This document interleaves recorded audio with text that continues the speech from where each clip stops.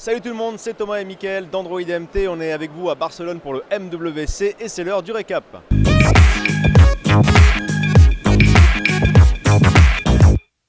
Derrière nous, c'est le stand de Wiko, le constructeur qui fête ses 5 ans et à l'occasion de cet anniversaire, il a proposé pas mal de nouveautés. Mickaël, dis-en-nous un petit peu plus.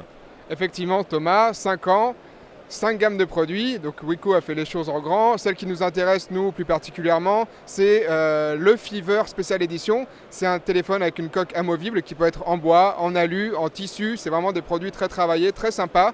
Il y a aussi une fonctionnalité qui permet d'avoir accès rapidement, grâce à un volet coulissant sur la gauche du téléphone, d'avoir accès à, selon Wiko, 80% de nos usages du téléphone. Donc, à prendre en main, c'est quelque chose qui peut être intéressant et Wiko va encore plus loin que le design, ils vont tester vraiment le logiciel. Eh bien moi hier je suis allé voir du côté de chez Huawei qui n'a pas présenté le P9 comme on pouvait s'y attendre, mais un notebook, le bien nommé MateBook, qui est en fait une sorte de tablette Windows à laquelle on peut brancher un clavier. La tablette est effectivement sous Windows, de même que le PC une fois qu'il est connecté au clavier. Alors c'est un très bel objet, hein, très élégant, très fin comme c'est le fait Huawei, mais ce n'est pas du tout sous Android malheureusement. Avec ce notebook, Huawei a présenté aussi un stylet puisque l'écran de la tablette est tactile. Le stylet qui fait aussi office de pointeur laser, c'est un peu gadget mais pourquoi pas après tout. Et également de passeur de diapositive sur une présentation avec un bouton qui est présent sur le côté du stylet. Et enfin aussi une sorte de multiprise, un hub sur lequel on peut brancher pas mal de câbles, Ethernet, HDMI, USB, micro USB, voire USB type C. Donc voilà, 3 objets assez intéressants. Le MateBook est entre 800 et 1800 euros suivant la configuration que l'on choisit. C'est assez cher, mais encore une fois c'est un design assez premium qui vous est proposé. Donc pas le téléphone malheureusement, mais en tout cas une entrée de Huawei sur le monde du PC, c'est quand même à noter. Mais Mickaël, tu n'as pas vu que du Wiko, je crois, sur Barcelone. Qu'est-ce que tu as pu voir d'intéressant ?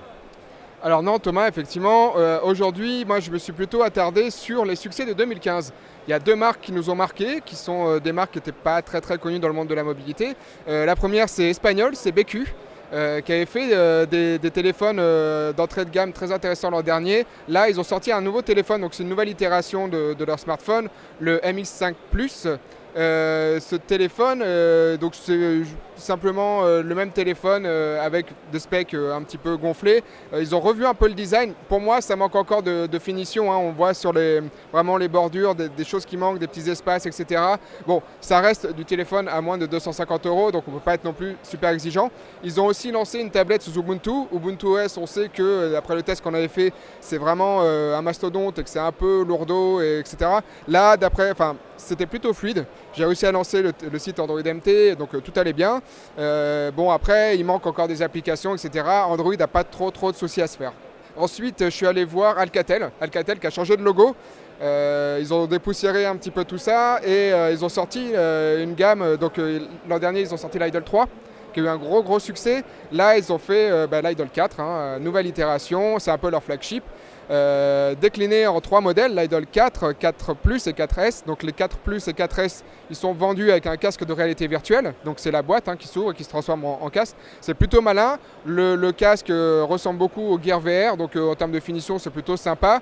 Et donc la version 4S sera vendue à 450 euros. Donc là, c'est un petit risque pour Alcatel qui quand même se positionne face à du Huawei, etc. Sur un segment qu'ils ne connaissent pas trop. Donc c'est un petit peu dangereux pour eux. Bon, on verra ce que ça va donner cette année. Voilà pour ce récap. Évidemment, Barcelone, ça continue au MWC et sur Android MT. Alors restez branchés sur le site android-mt.com que vous connaissez maintenant par cœur. Et bien sûr sur la chaîne YouTube à laquelle on n'oublie pas de s'abonner, Android MTV. A bientôt. Au revoir.